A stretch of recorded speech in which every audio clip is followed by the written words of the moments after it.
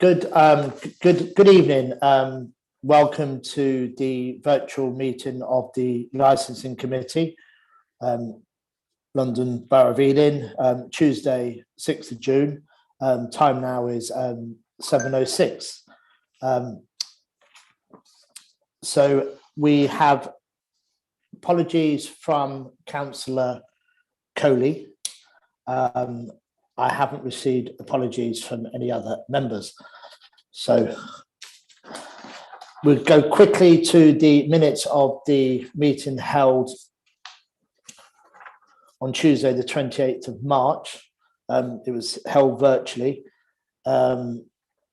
It's page 5 on my pagination, page 5, 6, 7, 8, 9, 10, and 11. Any comments or any observations before we approve those minutes? Nothing. So yeah, the minutes are agreed. Thank you. So today we have an update from Conor McDonough, who is Assistant Director for Economic Growth, and how we can support as a licensing committee the local economy and how it ties in with our decision making in subcommittees and perhaps wider policy. So unless I've got anything else, we're going to go to Conor McDonough to present his report. Thank you very much. Thank you, Chair. Hopefully you can see my presentation. We can, yes, thank you. Okay, thank you. I'll introduce myself. So firstly, thank you, Chair, for offering me the opportunity to present this update this evening. I look forward to discussing with the committee and answering any questions they might have. So my name is Conor McDonough, Assistant Director for Economic Growth. That particular service includes regeneration, inward investment, economic development, and also includes employment and skills, work Ealing, Learn Ealing. So all the key teams that are really supporting Ealing's local economy and helping people get into jobs. A big part of the service is working on the 10,000 new jobs target, which is outlined in the council plan. So putting in place strategies and action plans to help deliver on that. And I guess this update will give the committee just a bit of a sense of what we've been doing over the last couple of years, particularly in some of the work that we've been doing to recover from the pandemic, and also some of the work we're putting in place to grow Ealing's economy to make it more dynamic, sustainable, and inclusive going forward. And probably of most interest to the committee will be some ideas about developing a new evening and nighttime economy strategy for Ealing, because that will be quite a strong interface with your licensing activity. So I'm sure you'll be seeing me again at future committees as well to discuss that in more detail.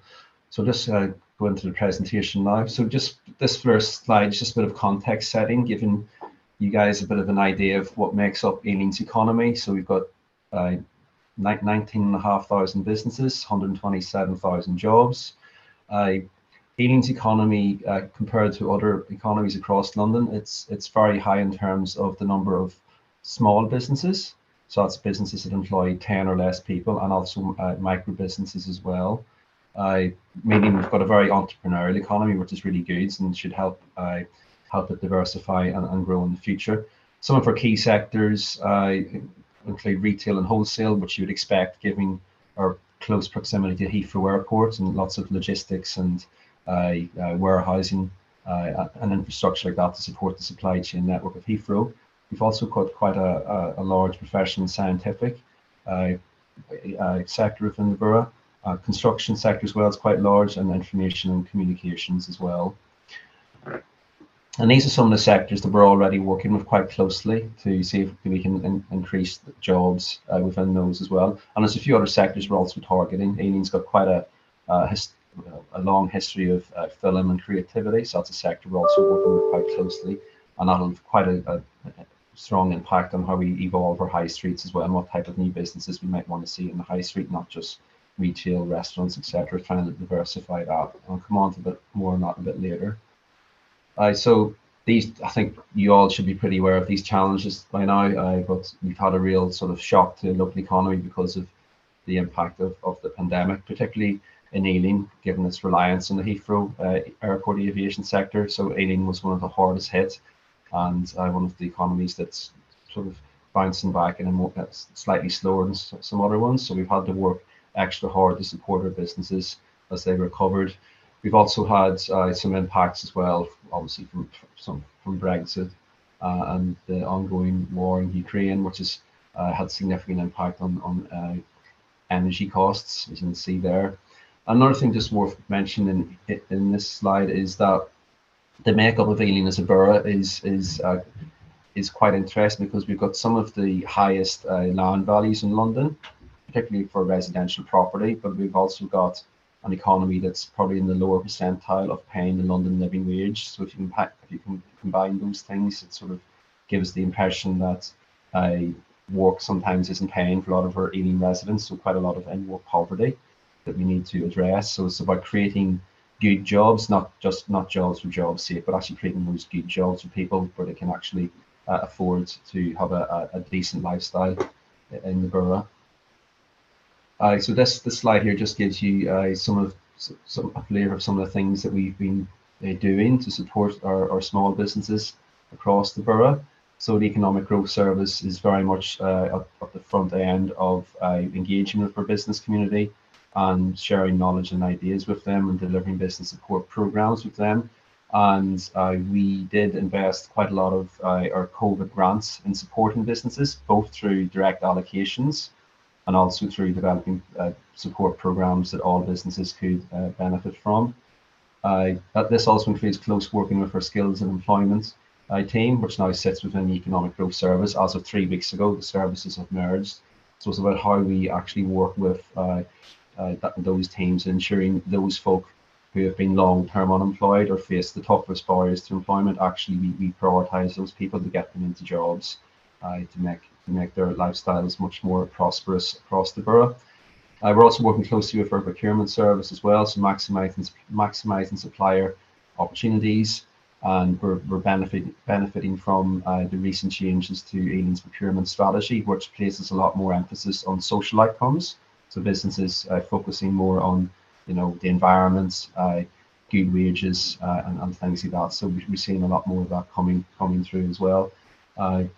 Climate action as well. So we've got a project to support some businesses about how they can run more sustainably, and that's quite important given the high rise in energy costs that we've seen over the last 12 months. Very closely with the arts and culture team as well, so delivering an events program across our high streets in particular to help generate more activity and more footfall and spend in our local shops and local restaurants. And you might be aware that we recently adopted or published our Ealing's first ever cultural manifesto, which is really helping with that.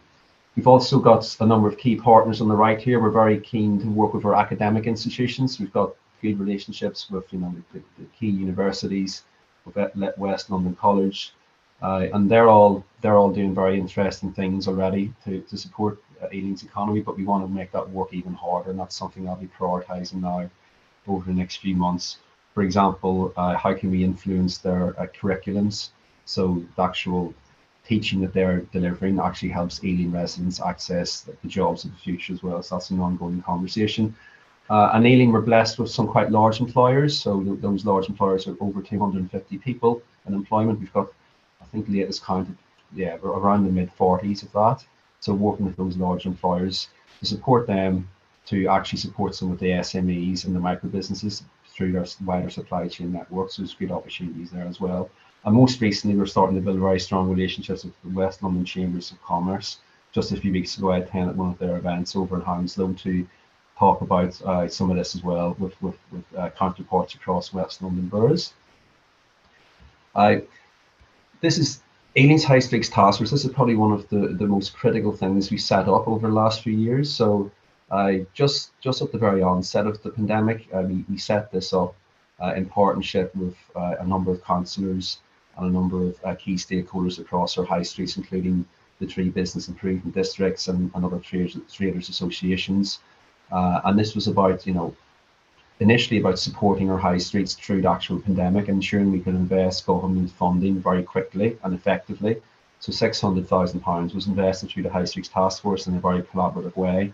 Where more recently, the High Streets Task Force is now transitioning away from recovery. It has been so for the last year, into more about growth across our high streets. How will our high streets evolve and benefit from the change in the economy? So more experiential type uses, maybe more leisure uses within the high streets, maybe a different approach to licensing, and certainly they'll play a huge role in forming our new evening nighttime economy strategy. So this is a real sort of positive legacy from some of the work we've done through the recovery from the pandemic.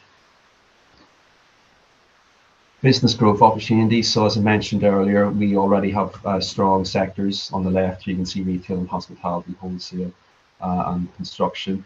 So it's about nurturing and supporting those industries that are here already and quite strong, to see if they can do more in terms of creating those good jobs we want to see coming forward.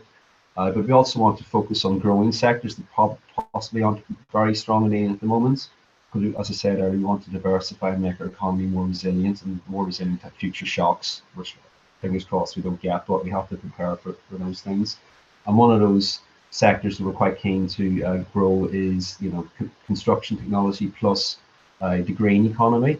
There's much opportunities in needing to work more with businesses about how to become more sustainable, and actually some cutting edge businesses coming through which are very focused on sustainable outcomes, particularly in our creative enterprise zone, which I've got a slide on later. You can see some very interesting businesses that are very focused on delivering some innovations and some creativity around about how we can deal with our net zero target, which we have to achieve by 2030. So we're supporting some of those businesses as well. But yeah, this is the slide I just referred to. So in September 22, following a competitive bid process to the GLA, a very competitive one, I have to say, because all boroughs across London want one of these. So Ely managed to get endorsement for a creative enterprise zone, which covers North Acton and Park Royal, and within that part of the borough, we've got lots of industry already, and more recently a lot of creative industrial businesses are building up on their own. But now we've provided this sort of scaffolding, this framework to support them further. So the CEZ has already helped leverage a lot of interest in this area, and it's also leveraging a lot of inward investment into the area, particularly from key partners like the Old Oak and Park Royal Development Corporation, OPDC, which is located in this part of the borough. We've already managed to get some revenue and some capital from them to help these businesses sort of scale up and grow. So there's some new jobs coming through there already. So it's a real sort of feather in the cap for the borough of Ealing to have a creative enterprise zone. But as I say, it's still quite young. It's only been going for 8 months or so, and we've a lot more to develop around this. And I think possibly for the licensing committee in the future, this could be really an interesting dynamic area, maybe to pilot some interesting ideas around licensing, because some of these businesses are quite dynamic and diverse. Maybe during the day they're maker spaces, making products, but by evening and night they might want to diversify into maybe more types of leisure uses to offer, that sort of all day round offer to Ealing residents and visitors, which further diversifies and makes our economy more resilient. So I think that's something we could explore in the near future. We also had a craft market which was delivered as part of, I can't remember the craft market. That was a few weeks ago, and we had 30 exhibitors at that, and had some very positive feedback. And that's likely now going to turn into a regular thing. And that was all supported by the fact we put a CEZ in this part of the borough. A big program of work for us at the moment, and it's it's essentially our largest bit of income to help us deliver the support that we need to give businesses, is UK Shared Prosperity. So UK Shared Prosperity has recently replaced what we used to get from the European Social Fund, an ERDF fund. So this is now what we're working with, and there's 3 themes within UK SPF. One of them is community in place. So this is a mixture of capital and revenue, and we agreed in the council plan, the current council plan, that a lot of this would be funneled through the High Streets Task Force.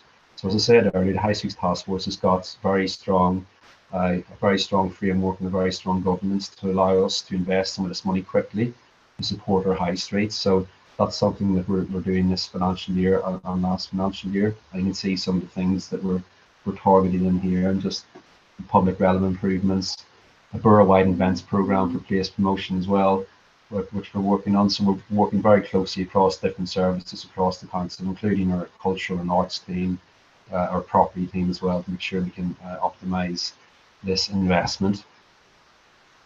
Another part of the UKSPF is supporting our local businesses. So we're trying to target some of those groups of people and communities that are maybe were hardest hit by the pandemic, but also those who are furthest from the employment markets. So, for example, we're supporting some 100 women entrepreneurs who want to set up a business. We're working very closely with our housing associations. You've got direct links to lots of people and communities that are probably long-term unemployed. So how can we target support for them? And also supporting our SMEs, that's small medium enterprises, to operate more effectively. And we're also working with Jess and Isabel and the team to get more food hygiene officers to help support some of those businesses when they've been needing how to get that standard up a bit higher. So there's some really good collaborations happening there already. So the next part of the presentation is going to change in emphasis slightly. So it's going to pick up some very early thoughts about a nighttime or an evening and nighttime economy strategy, because that's something we're going to be prioritising this financial year. So the Economic Growth Service, which I lead, will be the key service that will be leading and not working and collaborating with other services. This slide here just shows what the current nighttime economy strategy had in it, which is now passed as of 22. So it was very much focused on, our high streets and commercial areas being family friendly, being fair as well in terms of what particularly evening and nighttime workers can have from the economy as well, being flexible. So this is very important as well, and we're actually seeing this flexibility more and more now in our discussions with some of the high street businesses and some of the larger developments that are coming through. It's really important to actually build in that flexibility into the ground floor uses, and our new local plan is also picking up on that as well, because that will make, if things do change in the next 5, 10, 15 years, at least you've got that flexible floor plate to work with. So it's really key that we capitalise on that. Yeah, and very much focused on the future. So these 4 principles are very, very strong and robust, and we'll be seeking to maybe replicate and enhance these a bit further in a refreshed strategy going forward. But some of the guidance and policies changed since 2017, which I'll come on to a bit later. This slide has got a bit more detail, which I'll just reflect on for a moment. So in the summer of last year, we submitted a bid to the GLA for Ealing Metropolitan Centre to become a nighttime economy zone. So that bid was a collaborative bid across a number of services across the council and with some of our external stakeholders. Unfortunately, it was a very competitive bidding process, and we just missed out. We can't win them all. We got the creative enterprise zone, but we just missed out in this one. But there's a really good sound evidence base here we've got ready to use in the development of a future nighttime economy strategy. And you can see some of these stats here. So in the Ealing Metropolitan Centre alone, we've got nearly 1,500 businesses. So it's a real key part of the borough's economy. And then you can see you've got well over 700 retailers and lots of cafes and restaurants. So these are the sort of people we can be working with. And we are working with many of these right through the High Streets Task Force. We want to build those relationships up even further. And we want to make it more diverse as well. So I think, as I mentioned earlier, it's not just about shopping, restaurants and things like that. We want to make our town centres more of a destination, so you can actually visit there and spend some time there, dwell there, and so that's about the whole day, evening, and nighttime experience. So we're going to use that material we submitted to the GLA last July and resurrect that and inform our new strategy going forward. So we've got a bit of a head start in this. And just finally, we've also got our culture manifesto. So culture is going to play a key role as well going forward in how we reimagine and repurpose our high streets as well. Yeah, there's just a few things what a new strategy can cover. So it's obviously it's about celebration and entertainment. So making our high streets and commercial areas attractive places for people to come and spend time, spend their money, so keep those businesses viable. But also really important for the nighttime economy, folk who work late in the evening, folk who work at nighttime hours. And we know in Ealing we have a lot of those people because our proximity to Heathrow Airport means there's lots of shift work in particular, and also in Old Oak Park or the Port Royal industrial area. So just an interesting stat, like we've got 4,000 Ealing residents who work either at the Heathrow Airport or within its immediate supply chain network, and a lot of those folk are on shift work. So we need to make our high streets attractive and safe, and the transport for those people more effective as well. And we also need, the last bullet point there, and this is very much probably sitting with Jess and his team, just making places feel safer and improving them. And we always get some comments about activation, particularly in the evening and nighttime, and the quality of the lighting as well across our high streets. So these are things that the nighttime economy strategy will pick up on and seek to deliver. So we do have some recent guidance from the Mayor of London on this, on developing a nighttime economy strategy. So this is very much what we'll be referring to as we start to develop this, and see here on the right hand side some of the key things that we want to be working on. And again, we've now showcased, particularly Ealing's Metropolitan Centre has got the attention of the GLA already. It's an exciting place. It's potentially an exciting project for them to get more involved in. And perhaps when I get the GLA over to have another walk around, perhaps bring some of the licensing committee members along with us to have that little walkabout. So that's an action perhaps we can pick up a bit later. So it'll be a real collaborative exercise in developing this.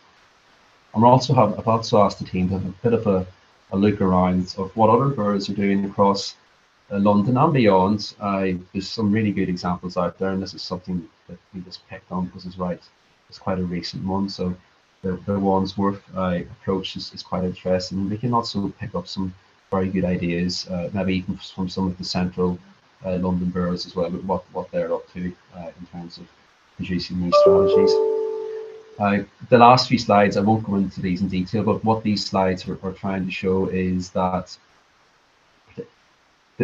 although our high streets did suffer quite a lot during the pandemic, I think due to the work of the High Streets Task Force and our Love Local, Love Ealing campaign, I think lots of the contiguous residential neighbourhoods around local high streets fell in love with their local high street again. So they've actually bounced back quite well, and some of the footfall and the spend is actually higher than it was pre-pandemic across many of our high streets. So you can see on the top here, which was pre-pandemic, you can see these lines here. And this is the baseline, and then you see in the bottom graph how that is higher. So that's good to end the presentation on a positive note. And I'll hand back to you, Chair, to take any questions or any comments. Thank you. Sure. Just give it a moment just to see if anybody puts their hand up. I don't see anyone at the moment, but anybody indicating? No. Okay. So yeah, thank you very much, Donna. That was it was good. It was a good outline of the nighttime economy and how we ought to have a strategy. Apologies, Chair. Yeah. Apologies. Councillor Julian Gallant has got his hand up. Okay, thank you. Okay, yeah, if you go ahead, yeah, Councillor Gallant. Thank you, Amajit. Councillor Gallant. I'm muted now. Thank you very much, Chair, and thank you, Connor, for presentation. We know each other well. You do a great job in Ealing. Looking about the nighttime economy, and you've got a bead on that. And obviously, the first thing is to make sure it's safe and family friendly. And this brings up the whole thing about alcohol and about what actually goes on in the town centre late at night. Remember about a recent 10 that I actually spoke on behalf of one of a business that actually wanted to mount a late night event. It's a difficult one because the businesses themselves, I don't think anyone understands the late night economy as well as those businesses that are open late. I mean, they know how people behave, they know what kind of things they want, and they know how to serve them, but they're also very keen to play their part, and they're also very keen to maintain their businesses because that's how they make money. So are we bringing them in? Are we including them in the discussion? Are we talking to them and really kind of getting inside and understanding how they feel about things? Yeah, thank you, Councillor Gallant. Good to see you again. Yeah, that's exactly what we will be doing. We want to develop this strategy in full collaboration, particularly with those businesses that already operate into the evening and night time, because as you said, they know the conditions better than we do as officers, so this will be a strategy that will be developing consultation in full participation with them and engaged with them, and they can actually bring lots of insights to how this strategy should develop. So we haven't kicked off anything just yet. It's very embryonic. We're just still at the stage of identifying the resources and the right team of officers within the council first to start working on this. But once that kicks off, we'll be out there in the community and also making use of the High Streets Task Force as well, which is already set up to reach those businesses, and also the various business groups and networks, including the one that you operate in as well, Councillor Killannon, to get that really rich feedback. And as I said, we've already got a bit of a head start. So in submitting the nighttime economy zone bid to the GLA, conversations with those businesses across Ealing Metropolitan Centre had already happened. So it's just about reigniting those as we move forward. Yeah, great. Okay, well, I've got indications from Councillor Ball and Councillor Shook, but I just want to make an observation. Perhaps you can make a comment. I mean, they're speaking with businesses, but my only fear is that any sort of formal consultation will be quite turgid, perhaps doesn't get a lot of response. So I would recommend that we go quite, people use this word now, quite granular about going to these places and saying to them, this is your opportunity to let us know how we can support you. And I think it fits in well with our townscapes and how we use separate towns. So, what might work, what might be the ambition in the Ealing Broadway Town Centre might be very different to Acton or Southall. So, I mean, I don't know if you've got any comment on that, Connor, or something to take away at least. No, that's a really good suggestion, Chair. And the regeneration team in particular, which also sits with me, is already developing those town-based relationships. So there's lots of infrastructure already through that we just reuse and piggyback on. So the 7 towns of Ealing are all unique and they've all got their own opportunities and strengths. So that's certainly the way we've been developing this, because each one has different challenges. Yeah, I mean, it's key that we obviously our key stakeholders are residents, because that's who we serve. But obviously we can serve them well if the businesses are serving our residents well. Okay, that's useful. I'll take Councillor Ball first, if that's okay. For some reason I can't see the indications, so I'm going to fumble around and try and find them. Go ahead, Councillor Ball.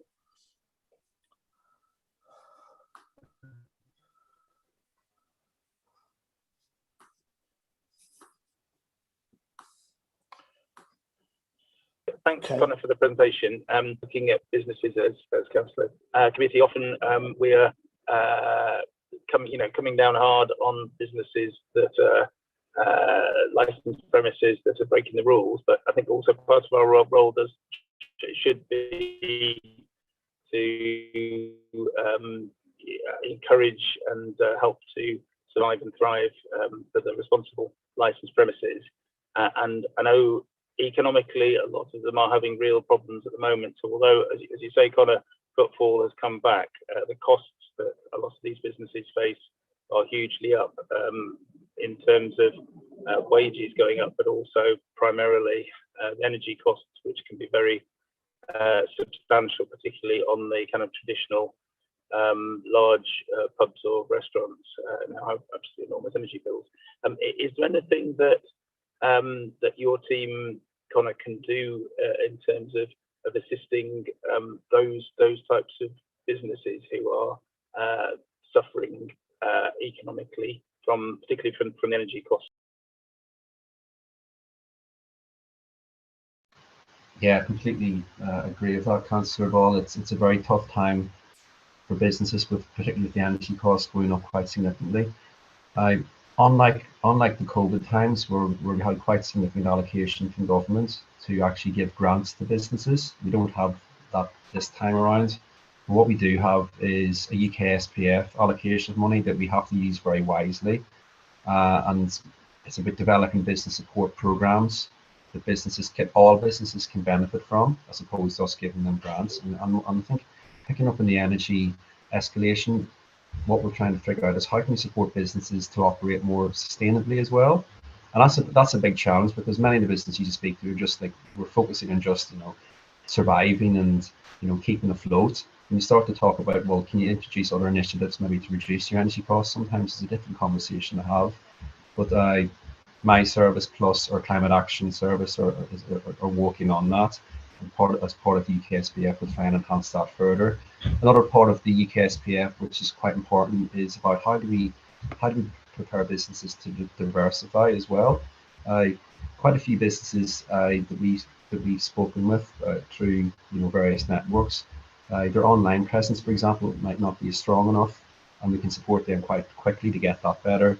Also, about how do they plug into wider supply chain networks? In Ealing, we're quite lucky. We've got Heathrow on our doorstep. We've got the UK's largest industrial area, Park Royal. So how do we get some of those SMEs and micro businesses and small businesses to plug into those networks? So we're developing a supplier readiness program as well to support those businesses to take advantage of things that are already around them. So there's a number of things that we're doing, and developing a new business support program is going to be really important going forward.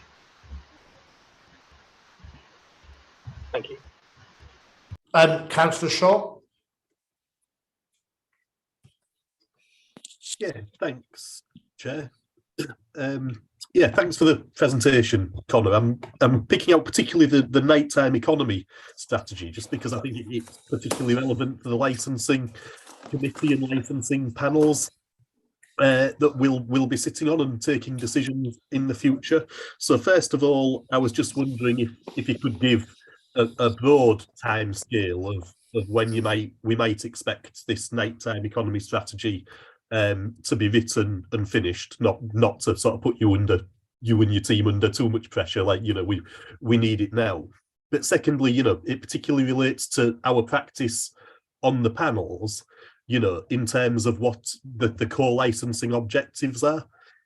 There's nobody from the police here tonight, I know, but for example, if it's 11 o'clock or somebody applies for a license until 1 o'clock, straight away, you can guarantee the police objection will be that it's outside the core hours, that we shouldn't do it, it puts pressure on their resources, and so on. So we've really got quite a balancing act to do, if you like, a fine balancing act to get it right. I mean, where would it fall within the sort of legality of a licensing panel decision to push something, ignore the current licensing core policy, if you like, while this is being developed, and say, do you know what, we want to develop things into later in the night, we're going to grant a license until 3 or 4 o'clock in the morning, even though our current strategy and policy as exists doesn't give that. How would you suggest that we handle that? Yeah, well, I'm probably not best placed to talk about the core licensing policy, so I'll probably hand back to the chair of one of my officer colleagues. Only to say, Conor, that that licensable act, you don't need a license to open up until 11 o'clock. You don't need a license. But there is this sort of cut off, after 11 o'clock, it's that traditional pub closing time. Everything changes. Conceptually, everything changes. So that's perhaps what to take away, as opposed to the actual legislation itself. Yeah, no, I was going to suggest, the first question from Councillor Shaw was relating to the timing of this. So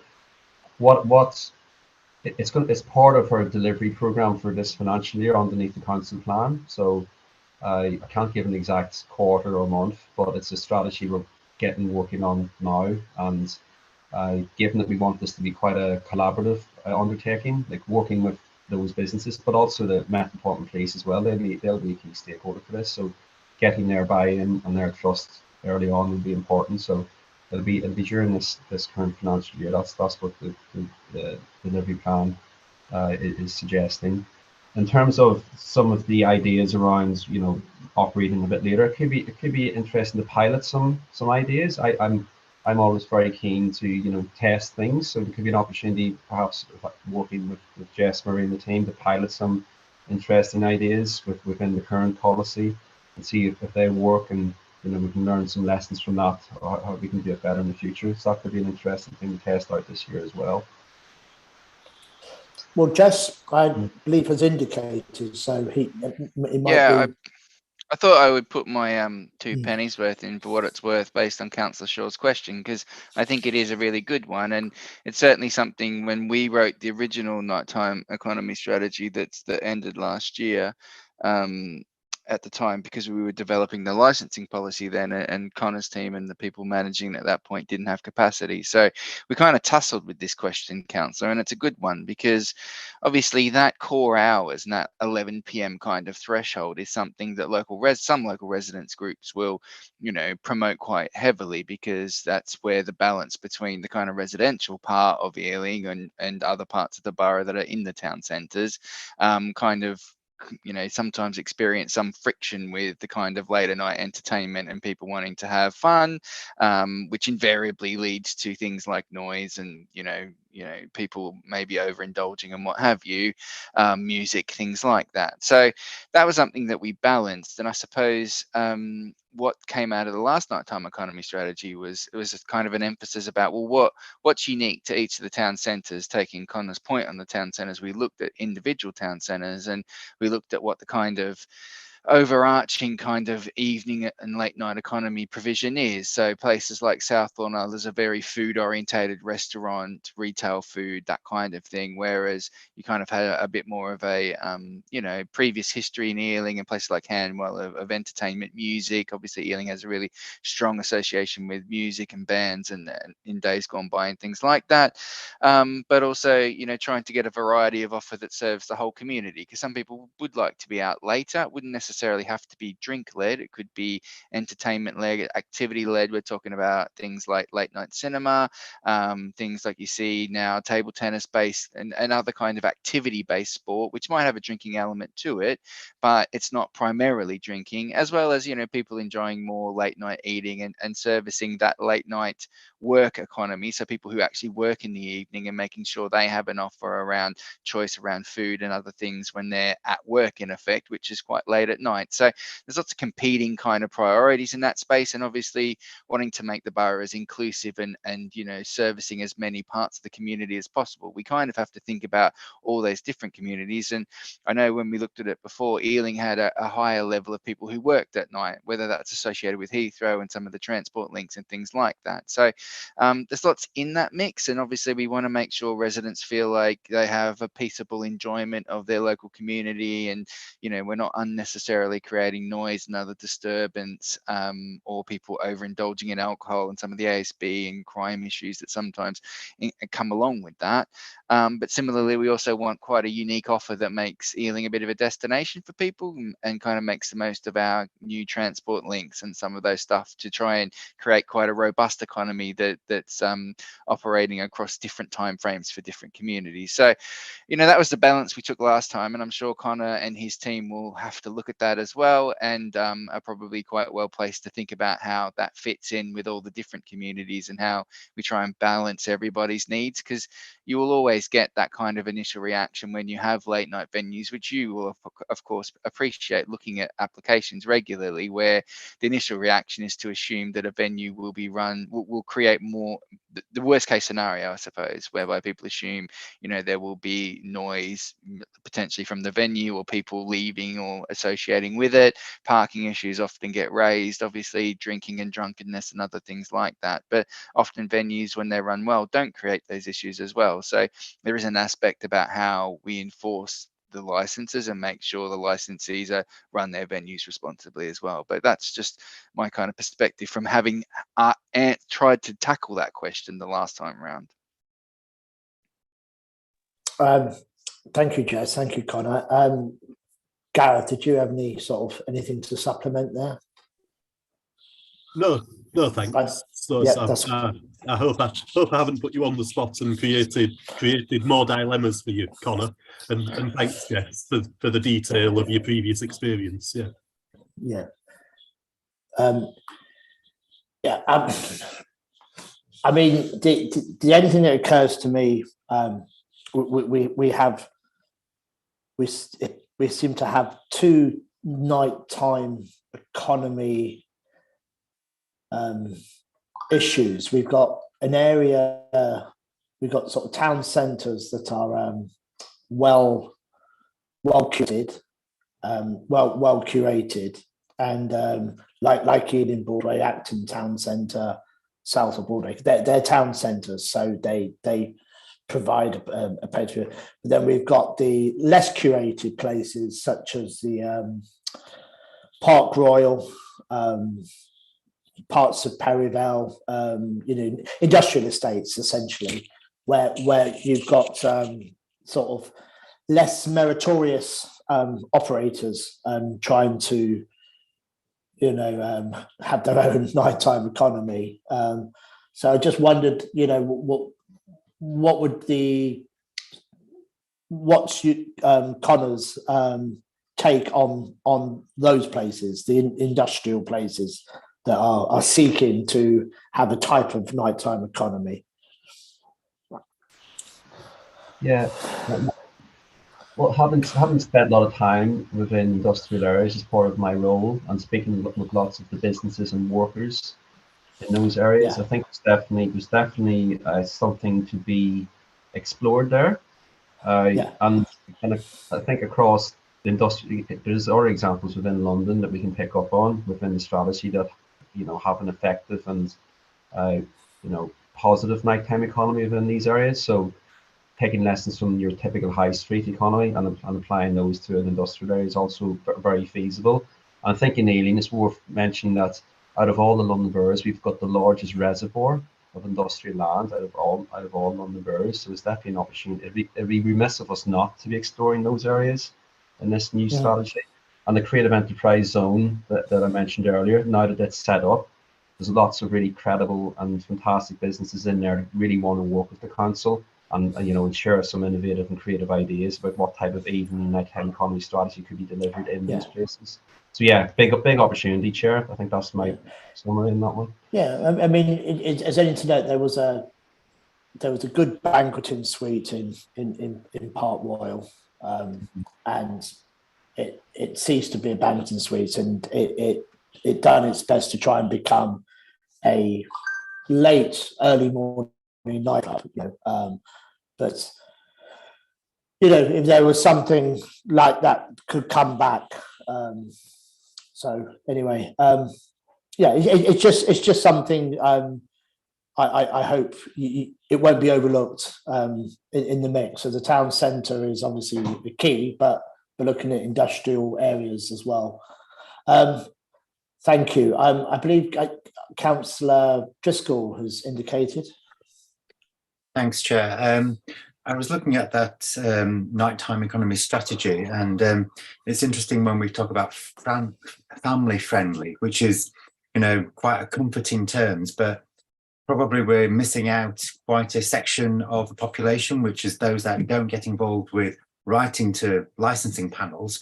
But so the, I suppose, like early 20-year-olds that looking for a social life.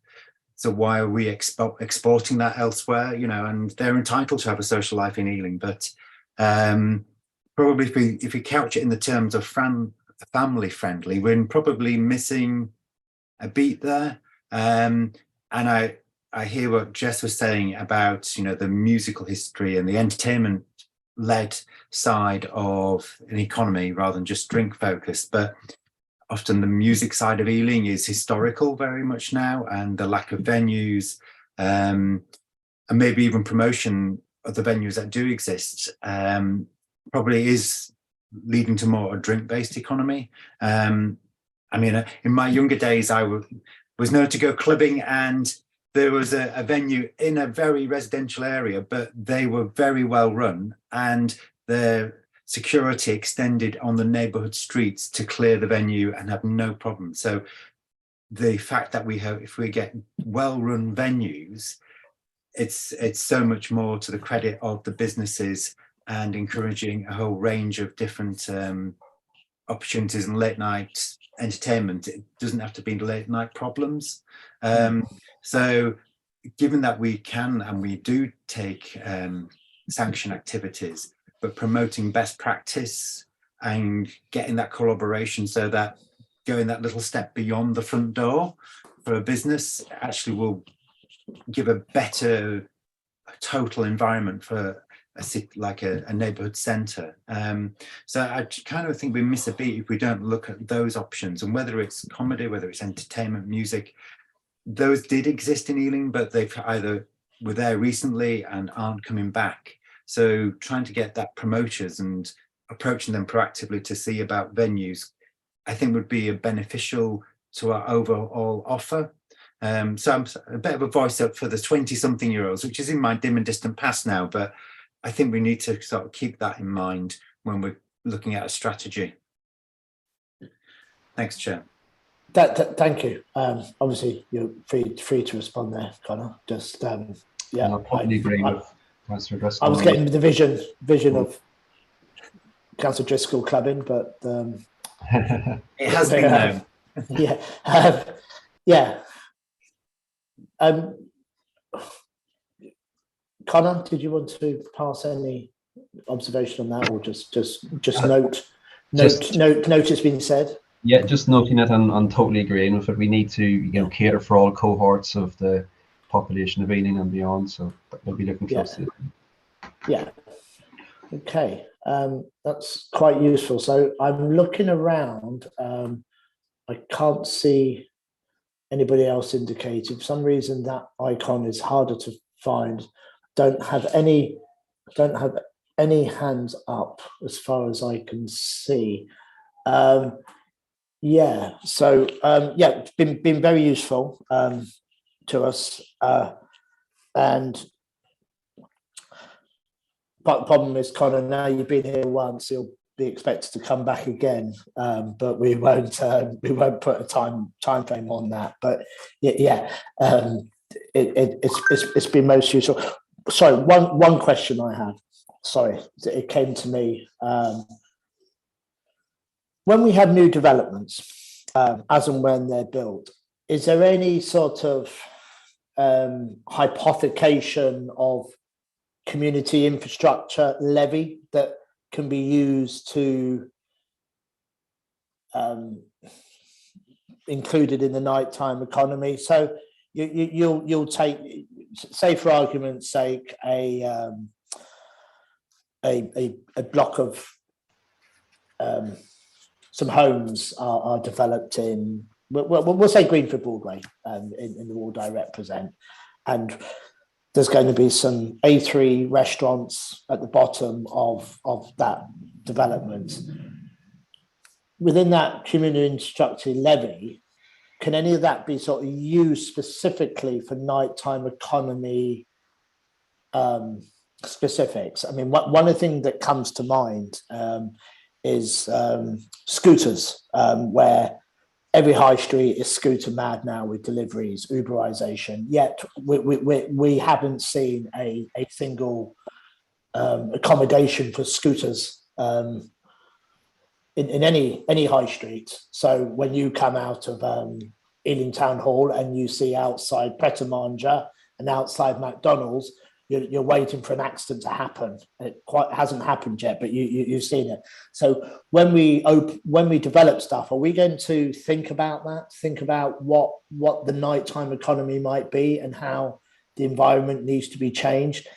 I'm not something that, because I get the fear that it doesn't go specifically into the planning application. So the planners are not obliged to have a scooter rank for 40 bikes but actually that town centre needs a scooter bank for 40 bikes. So yeah, community infrastructure levy, how might it be used? Yeah, that's a good question. So Ealing's in the middle of developing its community infrastructure levy, so that hasn't been, we don't actually have one at the moment. So as part of the new local plan, which has also been drafted at the moment, a new community infrastructure levy will be put in place.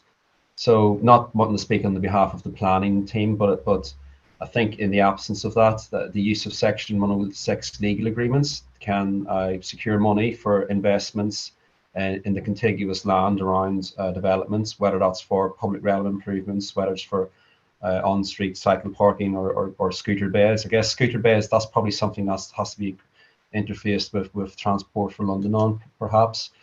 But it's a good suggestion, perhaps something I can take away and speak to my planning colleagues about to inform the development of the community infrastructure levy. I can perhaps commit to that at this moment. Yeah, it's just one area, Chair. Sorry, I can't find my hand up button. It's that CCTV improvements are often included in Section 106 money, so that is something that's directly beneficial for the nighttime economy. So that's just one aspect of new development. It's just important when it's seizing that opportunity, whether it's in planning, whether it's in regen, whether it's in safer communities, transport, licensing. I just fear it's regarded as someone else's area. Yeah. And it could also sit with our transport team who are developing some active travel projects in various town centres as well. So what if we're increasing the infrastructure for people to walk, cycle, or scooter, then we have to accommodate safe parking for those pieces of equipment as well. So let me take away the planning question, because I think it's a good one, and I'll speak with the planning service on the community infrastructure. It's just that it certainly comes up when we have applications for late night deliveries. One of the reasons people reject it, say, well, there's nowhere for the scooters to pull up, park, pull in, and there often isn't, and it's a reasonable point made by people in objection. Okay, thank you. I think that's it. It's 19:58, so we'll try. We've got you out of here within an hour, Connor. So we didn't keep you here for hours, just an hour. So thank you very much. Thank you, and we'll see you again. Thank you. Yeah, thank you, Chair, and thank you everybody for your questions. Look forward to attending in the future. Cheers. Bye-bye. Thank you, Connor. Thank you very much. Okay. That was quite fruitful. And so I believe it's Isabella to go through the update, if I'm not mistaken, the licensing, hearing and enforcement update. Matters relevant to license and in particular licensing subcommittees. Yeah, go ahead, Isabella. Thank you very much. So I've got a presentation to share. So if I can just share that first, just to make sure that it's working. If you just give me a second. So could you just tell me whether you can see it now? That's perfect. Thank you. Yeah. Okay, perfect. Thank you, Councillor Kelly, and good evening, everyone. My name is Isabella Gregory, and I'm acting Regulatory Services Operations Manager. So I obviously work with a number of teams, including food safety, health and safety, trading standards, and obviously licensing. And I've already provided you with a short report summarizing some of the key activities for the past financial year, but rather than just talk about the report, I've prepared for you a short presentation. And I'll start by giving you an overview of latest trends in premises licensing, as that's obviously the biggest work of the area of work for the licensing committee. And I've incorporated the latest government report on licensing and late night refreshment in England, which gets produced every 2 years, just to kind of give you a broader picture of licensing. So not only kind of in Ealing, but also in UK. And I've covered a short summary of the work of the licensing committee and gave you again a 5-year perspective, so you can kind of compare looking at the past. And I also provide you with a short enforcement summary for the previous year and a quick update on other licensing schemes. If you have any questions, I'm happy to answer them, but I can't see the screen, I'm afraid, so you may just have to wait till the end. Apologies for that. So I'll start by kind of looking at the premises licensing, and the number of licensed premises in the whole of the UK actually keeps growing. So there are over 222,000 licensed premises now across UK and Wales, and close to 34,000 of those in London. And you would have seen from the report that I've already provided to you that we've also seen an increase in Ealing, and we now have over 1,300 premises licenses. So that's just over 12% increase in the last 5 years. And I've included for you a map here showing location of those premises. So you can kind of see that most of them are located, as you would expect, on our busy high streets. And there are obviously a few kind of clusters as well, which is where we have our special policy areas. In terms of our immediate neighbours, all of them are actually reporting to have under 1,000 premises. So you could say they're probably with the busiest in this region. And it was an impossible task, but I managed to get some figures for you. So just to give you an idea of numbers, Brent reported to have over 950, Harrow 630 premises, Hammersmith and Fulham about 900, Hounslow about 900 again. And the data for Hillingdon is a little bit old, and it's from 2 years ago. So back in 2021, they reported just over 800. So we have quite a few more licensed premises than our neighbours. We've also seen an increase in 24-hour alcohol license premises applications, and there's been a 31% nationwide increase. And you can see on your left there the picture for whole of England and Wales, which kind of shows you the split per category. And on the right, you can kind of see the split in Ealing, and you can see that we have over 100 premises that are allowed to trade for 24 hours, and that relates to the alcohol licenses. Our top 3 categories where those premises sit in are supermarkets and stores. We have quite a few petrol stations that operate 24 hours and sell alcohol, and also pubs, bars, and nightclubs. What's interesting actually is that the overall number of in the past 5 years, the overall number of tents has actually decreased.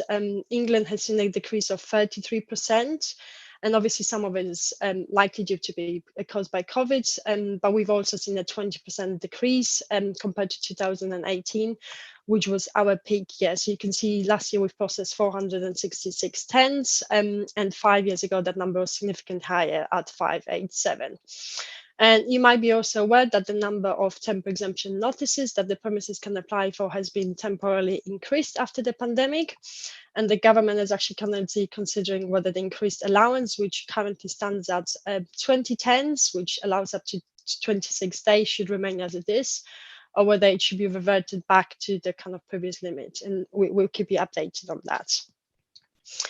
As regards the work of the licensing subcommittee, it seems that the number of hearings in the past 5 years is actually relatively stable. So we have about 26 hearings per year. And there was a slight a spike in 2020-21, but that number seems to be kind of relatively the same. And again, I had a quick look at our neighbours and how many hearings they have. And again, we seem to have quite a few more than the other our neighbouring boroughs. I suspect that this is to do with obviously not only with the kind of work of our licensing colleagues and Metropolitan Police who comment on license applications and apply premises license reviews. But we also have a couple of very active resident associations that scrutinise any new applications, which quite often do end up going to the committee to decide. In regards to the decisions of the subcommittee, as you can see, there's clearly a variety there across all types of hearings, with some applications being granted, refused, but also a couple of suspensions. It is clear that the committee judges each case on its own merit, which is obviously what we want to see. We also had 3 appeals, but all of those were withdrawn by the applicant prior to the hearing taking place. Therefore, all of the decisions of the licensing subcommittee stand as they were made. The government report I mentioned at the beginning of the presentation also actually highlighted a long-term decrease in premises license reviews, where we are now seeing number of reviews nearly halved as to what was applied for 5 years ago. And whilst there was no overview as to what the reasons behind the kind of significant drop were, my guess here would be that it is obviously linked with diminished police resourcing, which is why in the past year we've been engaging with our licensing metropolitan colleagues a lot more to ensure obviously that we're still able to provide adequate response where issues arise and support each other as partners. In terms of reviews for E-Link, the number seems to be again relatively stable, so we have about 8 per year. Although 2019 to 2021, it seemed to be kind of a bit higher there. I presume Councillor Kelly or some of you might know the reason behind the spike there. Out of the 8 reviews we had in the last financial year have resulted in premises licenses being revoked. 1 was suspended and 2 had additional conditions added. So that was kind of on the hearing/prosecuting side of things, and I've included a couple of slides for you on enforcement activity in the past year. So you would have again seen from the report that we have seized close to 70,000 illegal cigarettes, over 30 kilograms shisha, close to 34 kilograms illicit tobacco, and just over 8 liters of alcoholic products. We've also seized 20,000 illegal vapes, very close to it. So the reason behind the seizures would normally be that these products were either counterfeit or illicit, or some of the alcohol actually recalled being sold illegally because it was stolen. You can see here also that the operators are quite creative with where they hide these products. Our officers have to be super vigilant. So you can see a few photos there where those products are quite often hidden. As to vapes, there's actually a limit as to the allowed tank size, which determines how many what they call paths it provides. And those that we seize would have exceeded that legal tank limit.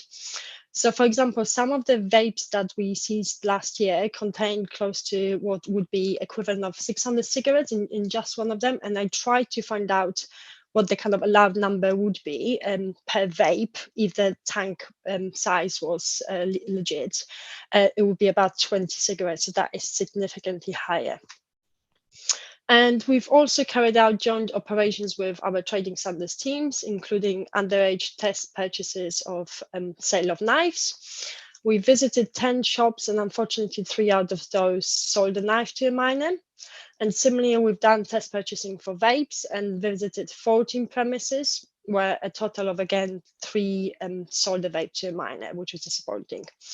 Unfortunately, these premises are now subject to enforcement action, and if there was a premises license in place, it's either been applied for a review or we are going to do it very shortly. Talking about reviews as a result of joint working with our trading standards team, our licensing officers applied for 5 premises license reviews, which resulted in 3 of those licenses being revoked. 1 was suspended and the DPS was removed, and 1 premises license had its condition modified. In terms of other work of the team that also delivers, there's obviously other licensing schemes, and I won't go into much detail, I'll just kind of give you a very brief overview. So you'll be obviously aware from our refreshed gambling policy, which is about to come in at the end of this month into force. We have about 200 premises that either licensed or have been issued with a permit by us. And again, I've just kind of included a map for you, just so you can see what different types of the premises we license and where they sit. And we've also seen a kind of decline in the number of gambling premises in terms of betting shops, which is normally what we see, kind of what we associate with gambling. We have currently 51 betting shops, and back in 2018 we had 82, so there's a 40% decline there. We also have close to 200 massage and special treatment premises, which are your kind of beauty parlors. And we license these premises for 1 year. So every April, the premises license needs to be renewed. And we inspect all of the kind of new premises or the ones that had some kind of significant new services added to it. And we've undertaken about 50 inspections like last year, which is quite actually high proportion considering that we have 200 of those premises in Ealing. There has been a few that perhaps they haven't renewed yet, and we're considering obviously taking action where they haven't done so yet. And then finally, around the kind of October, November time, we focus on our premises that supply fireworks, and we've inspected 20 of those, and quite often that would result in the kind of premises being allowed to store less fireworks. So you can actually see on the top left some of the kind of unsafe storage practices that we would see, and actually the premises where they're located, you can see in the bottom left that there's quite a few in Southall. We also deal with other licensing schemes, such as the kind of scrap metal or animal establishments. And this year we kind of undertook a full inspection of our Hanwell Zoo, which is quite a big task, to ensure obviously that they're compliant with various requirements. And our officers will also routinely inspect animal boarding and pet shops in Ealing. And you can see that we have 8 of those premises in Ealing. So I think that was just a quick overview from me. So I'll just stop sharing and then I'm happy to take questions.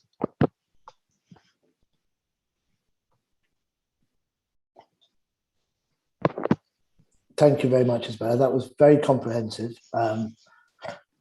26 hearings. I don't know. It feels like we've done a lot more than that, but maybe that's just perhaps how it impacts me. But of course, a lot of them. One of the things to note is a lot of them do get pulled at the last minute. So that's something that occurred to me. And there was a couple that sit on myself, and quite frankly, they were just formalities. There were some vexatious representations in objection that don't get withdrawn, so they have to come to a hearing. So, is there any mechanism in the council, in the department, to try and push that objection? Everyone there's a democratic right to hold an objection, but the threshold sometimes, is quite low or quite high, depending on which way you look at it. Is there anything we can do so that the department and the democratic services and the department can get on with more important work by trying to sort of negotiate those, but without them coming to hearings? I mean, I know Councillor Driscoll was chair of one of them for a delivery place in Stirling Road. You've done a very good job. And Councillor Backlini, I think, or Amajit, you chaired one South Ealing Road for a cafe that was beside a dentist. In the perfect world, I don't think they merited a hearing. So what can be said about that? So we obviously have to be impartial in the process, which is a little bit difficult for us from the kind of processing side of things. But we obviously always engage with the kind of applicants and people that object to the applications, and we do encourage mediation. And I think probably if I included the number that the kind of premises have been objected to, but we've managed to mediate, allow parties to mediate, would be probably the triple. And I think it just comes with the fact that we have a lot of premises in Ealing, and there's quite a bit of new kind of premises and the premises applications coming in. And as I mentioned, we do have a couple of very active resident associations that, as you know, they kind of come in very often. And we do our best to kind of just make sure that where things. But they're often better. I mean, if they come to negotiations, they do withdraw their they withdraw their objections. It's more the one man, the the neighbour next door who perhaps wanted the premises to expand their own business and wanted the premises for themselves, or one of their parking spaces is going to be occupied if there's a cafe that opens next door. It's those type of scenarios that would be it'd be good. Yeah. Yes, and you know, if the complaint or kind of the objection is vexatious, you wouldn't even get to see it because we wouldn't accept it. And we quite often speak, obviously, to our legal team where those are kind of cases where it's not clear, so they can help us make those decisions. But there is obviously quite a few of those that you never get to see because we've managed to kind of deal with them before they come in. Yeah. I mean, most applications, do vacate from the calendar. Okay, all right, just something to take away. I've got some indications from Councillor Backlini, Councillor Jammu, and Councillor Shaw, but I'll go to Councillor Backlini first. Thank you, Chair, and thank you, Isabella, for the lovely presentation and the report. What I've got, it's not a question, but it's I think I just want to address a little, it's not an issue really, but it's a comment. In the past hearings that I have attended, there was a kind of lack of solid evidence in regards to the police and the noise and nuisance team, where it would have been a lot better if the evidence was like better in terms of data. And in this instance, in the past instances, we were unable to really be happy with the evidence that the police or the nuisance team had provided. And we were left with, I don't want to say insufficient evidence, but it was difficult to determine a certain decision because of lack of evidence. Yeah. I completely agree with you, Councillor Backlini. I actually get it's a little bit frustrating, and I would hope that in future hearings we could see better, I don't want to say commitment, but a better let's say more evidence, more data that can help us to determine and sort of expand. I mean, so for example, anyone who's done an interim steps hearing, you'll get a bundle that size of and inside of it are redacted CAD references, 999 reports to and from the control room, etc. And you go, right, something has clearly happened here, and we are tasked as a licensing subcommittee to determine whether this operation continues or temporarily suspended, etc., or to grant something or revoke something. And then we get another application where the police come and there isn't a single piece of data that we can use as a determinant. So yeah, it's a challenge. It's a challenge for us as a committee to make decisions when we don't have those data. And Councillor Backlini basically, she's mentioned this on several occasions because it's very stark when we do the subcommittee hearings. Yeah, no, I completely agree with you both. And it is something that I picked up myself as I've been kind of reviewing the reports that go to you. And you'll be pleased to know actually that a couple of weeks ago, which we had a training session with the police and with the licensing and the kind of noise and nuisance team. So we start having those conversations, and the feedback that you're giving to us now is very crucial because obviously we can then pass it on to our colleagues. So thank you for bringing it to us, and just, this is already on our kind of agenda, and it is something that we're trying to kind of iron out and throughout all of the services. Isabella, if I can just add, Councillor Kelly, if that's okay. Thanks for raising it, Councillor Backlini, and again to reiterate Isabella's point, please keep feeding back, because that allows us to have the right conversations with the right people. I'm happy to have a look at the noise stuff. I wasn't aware there was issues with some of the noise representations, and I tend to take a lead in terms of informing them, given my background in noise. So I'm happy to pick that up with Isabella and take the guys through that. And as Isabella said, we've done some training. It's probably worth also just noting for you guys that Isabella, myself, and Paul Murphy, the Safer Communities head of service, we've been raising the licensing approach of the police. I suppose it's safe to say the police have been through a number of changes recently. I know Sergeant Dave Turtle came to speak to you. He moved on not long after that meeting, having stepped in not much prior to that meeting to take on and try and fill Graham's significant absence. I suppose that Graham was obviously off for a little while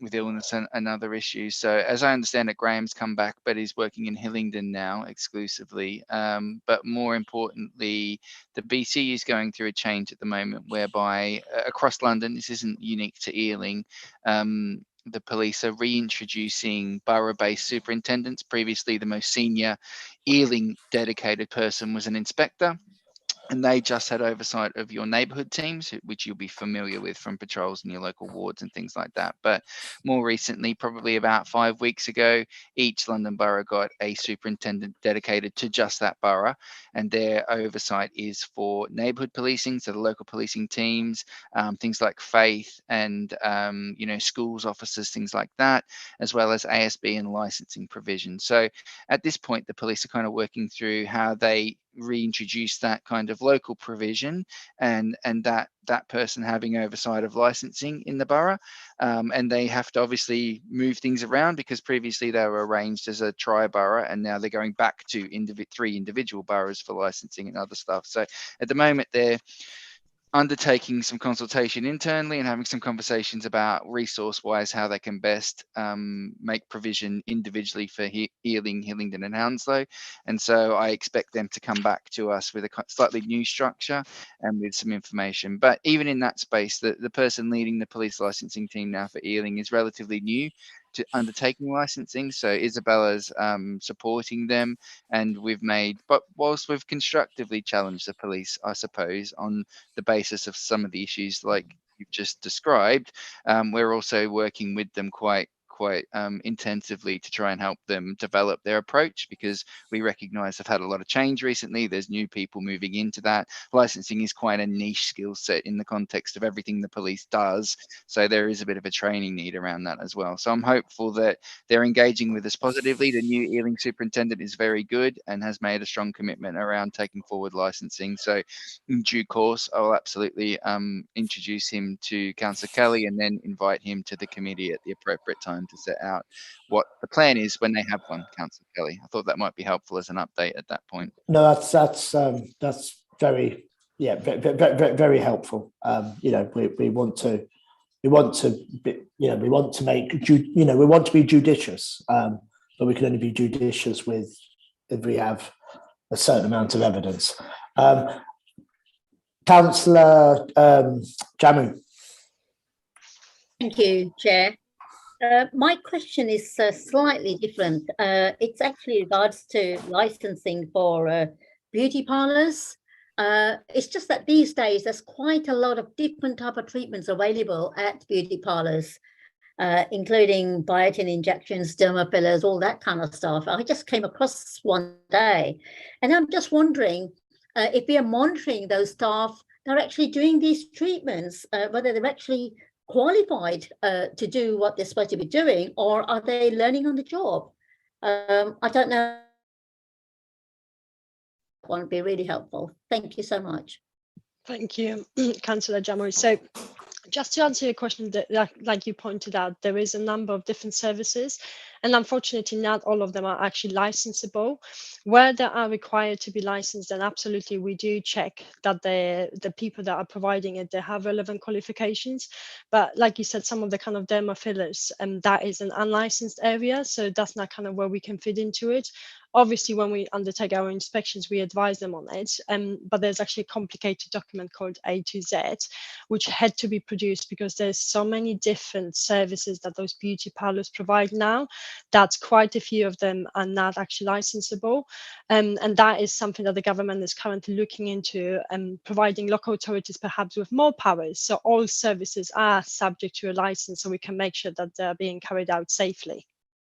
So I hope that kind of answers your question. Not quite, Isabella. Is there any way you can give an idea or indication of what's licensable, please? Thank you. Yes, absolutely. There is a document, like I said, A to Z. So, you know, some of the things like premises that provide saunas have to be licensed. But at the same time, if someone is getting, you know, fillers in the face, then that doesn't need to be licensed. It also, there is a number kind of exemptions of who provides those treatments. So sometimes if it is someone that is actually a doctor, they don't need to be licensed. So it's a very complicated area, which, like I said, I would probably have to refer you to that document, or I would have to answer your kind of questions based on a specific service. And I'm happy to pick up that conversation with you after the meeting, obviously.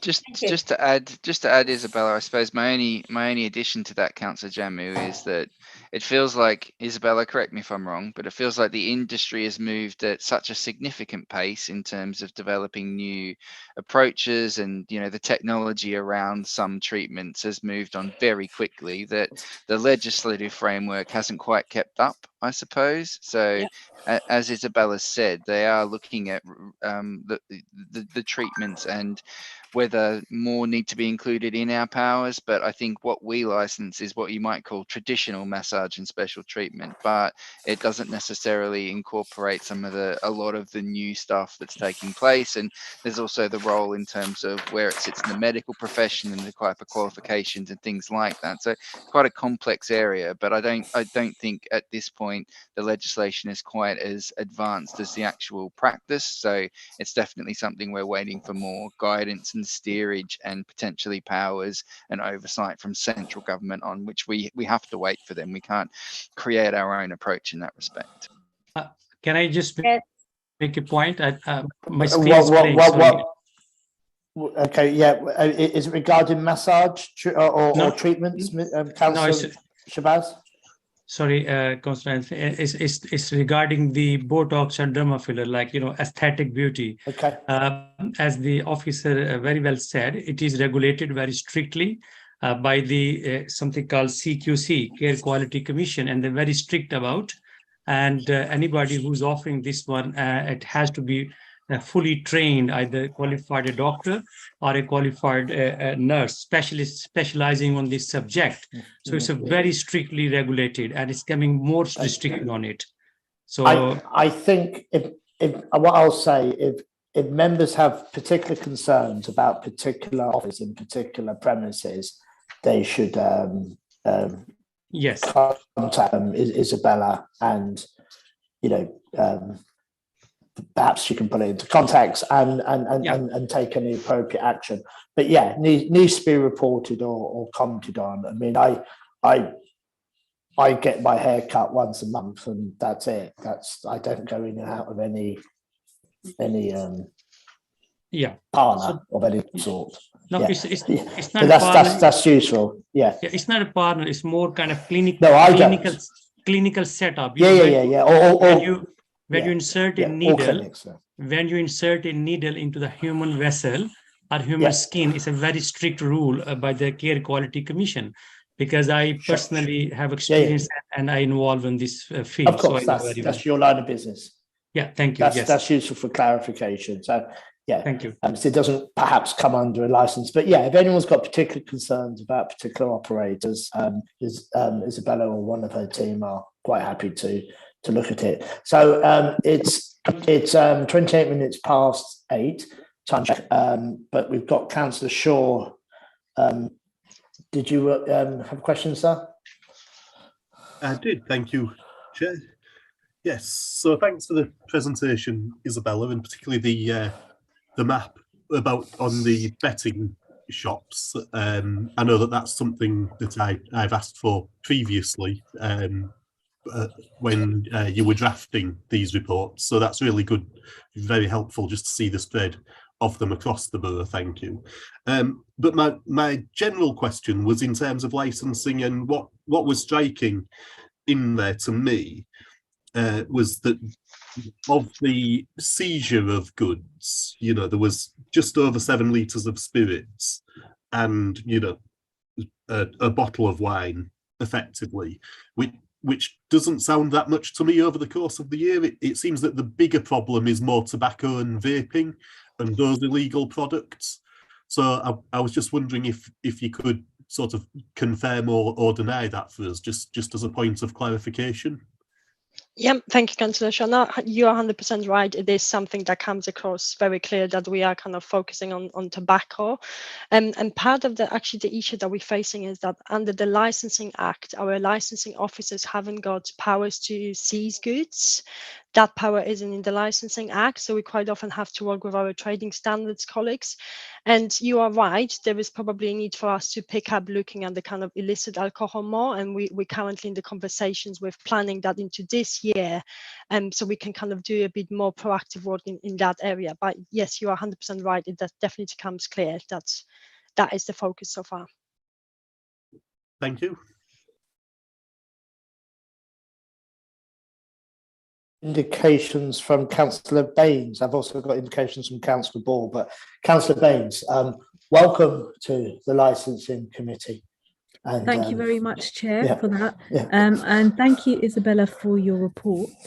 And also thank you to Councillor Jemmu for raising the beauty parlour. I'm just going to go back to the question because I was actually going to touch upon the beauty parlour issue, which was in terms of licensing. I know from the aspect of when beauticians get their certifications, as long as one person gets certified, they can become licensed to have a shop. However, the employees that they employ within that shop don't necessarily need to have a certificate. So, and this is a big problem in the beauty industry with license, with obviously qualified certification of employees. So my question was, for example, treatments as gel nails, and safety and hygiene, it can cause a big problem for public safety in a way. And in terms of licensing, I was just wondering how those checks would be made on employees to see if they have got a certain level of certification to carry out those treatments, which ultimately can cause damage to people's health. Thank you very much. It's very interesting, but it's a bit, Councillor Baines, it's the same with sort of your traditional alcohol licenses and premises license. You only need one person in the premises to have a personal license, and all the other members of staff. So I didn't realise it was the same with yes, treatments. Yeah, but just which is quite a big concern, because in the beauty industry, obviously it's a person's skin, it's their health. Right. Yes. And it has been in the newspapers lately where and stories have come up with people getting their nails burned.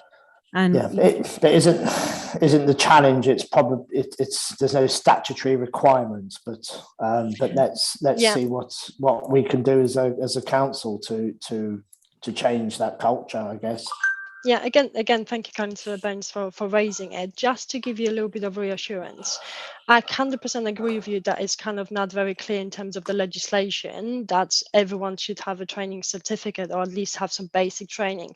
We actually, as a local authority, are quite strict, and when there's new premises or when we do our visits, we actually demand that everyone is able to prove that they're competent to do the job that they were allocated to do. So it's something that we feel very strongly about, and it's definitely something that we raise with our operators, and I can guarantee you that our officers are checking it whenever they inspect the premises. So I hope that kind of answers your question and reassures you a bit that we are aware of it. Okay, great. Thank you so much. Thank you. Councillor Ball, I think, is the only one outstanding at the moment.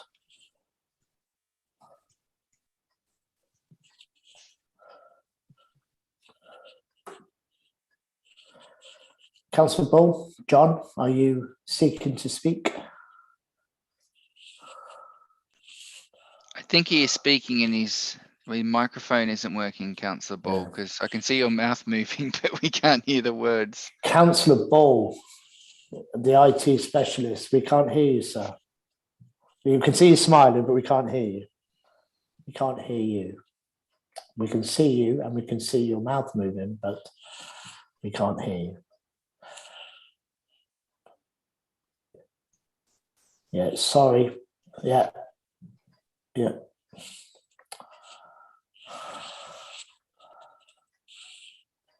Sorry, John. Councillor John Ball, we can't hear you. Yeah.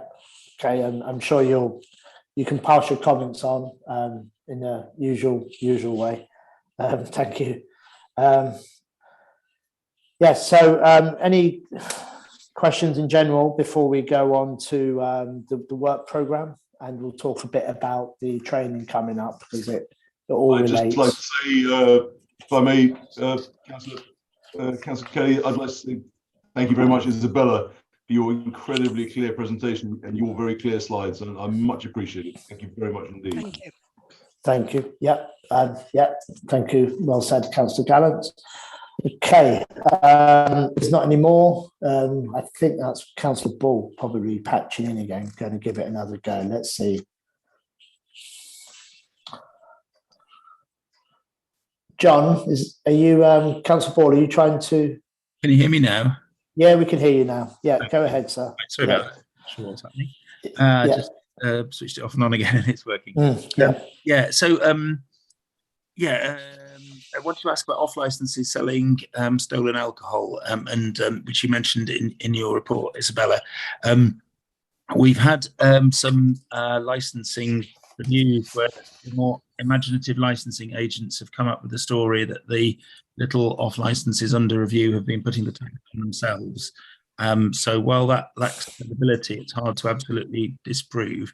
Is there any way of identifying which supermarket put a tag on a bottle of spirits so that it would provide the very clear evidence for licensing reviews, and it would also be very useful evidence for the police in terms of receiving stolen goods as a criminal offence? Is there any way of identifying that? It's a very interesting question that unfortunately I don't have the answer to. So the products that we were referring to, they were actually Marks Spencer, and they had the label on it, which is how we knew that obviously they were stolen. They still had the tags, but I don't have the answer to that. But I'll speak to our trading side colleague and I'll get back to you just to kind of clarify. I imagine there isn't, but perhaps there is something, and it's a very valid point that you've raised. So I'll take it on. Great, thank you. It has come up in a couple of cases recently. Yeah, where they were suggesting that they would put their own tags on. Yeah, which whilst we may doubt the veracity of that, you can't prove it, disprove it. Okay, thank you for that, Councillor Ball. Just before we go on to the work programme. That's page 49. So that talks about what's coming up in the next meeting. So, I mean, the good news is that there was only 26 licensing subcommittee hearings last year. So I would expect there to be roughly the same amount this year. So out of a panel, I believe we've got 16 councillors. It's not a lot of licensing subcommittee hearings, but each member of the committee is expected to sit on some licensing subcommittees when it comes up. Again, I'd like to thank the councillors who are no longer on the panel. I'm sure they're at home listening. Councillors Cordeer, Councillor Deer and Councillor Khan.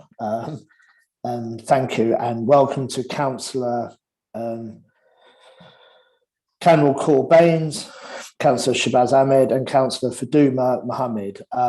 So obviously the legal team will undertake to contact you to do the required pre-licensing subcommittee training. So you'll need to undergo some training on the legislation before you sit on licensing subcommittees. So you'll be approached, or you may already have been approached by one of the legal team. We do have, if I'm not mistaken, licensing training arranged for the Thursday, the 15th of June. Is that correct, Cornelia? Sorry, yes, that's correct, Councillor Kelly. Yeah, that's correct. So It will be daytime so it'd be daytime training, and the reason. So whilst people are expected to be available for hearings between sort of 11 and 1, that's the time we do the training. So it would be held from 11 till 1. If anybody can't make it, they could. Once the email goes out, you can speak to either the whips or me about whether you can attend another session. So that's good. So we've covered obviously today's meeting, the report, and the report presentation from the Regen team. So moving on to Tuesday, the 28th of November, when we come to that meeting, hopefully everyone will have done the training, and we will have another report from the enforcement team, an update on conditions for massage and special treatment licensing, and we've taken some, I believe Isabella will have taken some ideas away with her today, and based on our questions. So, and the funding bids update. Isabella, could you just quickly outline what that is again, just to remind us what we might be able to look forward to? So it's a little bit too early to speak about it because we don't know whether we'll be successful, but just sure. But obviously something's published. So, yes. So just something's here on paper. So just to give you a very quick overview, there is an inequalities fund, which there's £400,000 as part of it, that can become available to successful teams to carry out some work. And I've submitted 3 bids. 2 out of those bids would be relevant to the work of the licensing committee as they relate to kind of illicit tobacco and alcohol issues. And we're pretty much asking for some money so we can do a little bit more work, joint work with other teams to kind of tackle some of the antisocial behavior issues and crime associated perhaps with premises that engage in that illegal activity. There is obviously a lot more detail to it, but I think until it gets approved or it doesn't get approved, I think it will be sufficient for now. Okay. Great. So it's 2042. Do we have any other any questions?